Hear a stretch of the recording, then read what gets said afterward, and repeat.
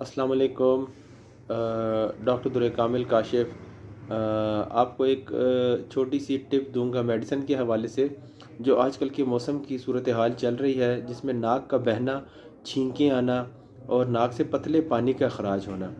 तो इस सारी सिचुएशन में आपको मैं जो अमूमन बच्चों और बड़ों दोनों में इस वक्त ये अलामत पाई जा रही है मौसम के हिसाब से, मेडिसिन बताता हूँ। आर्सेनिकम एल्बम, ये आप दिन में 4 टाइम इसके 3-3 कतरे थोड़े से पानी में डाल के इस्तेमाल करें। और इसके साथ साथ बायोप्लासिजन नंबर 5, अगर आपको विल्मार शुआबे कंपनी का मिल जाता है तो बहुत अच्छी बात है।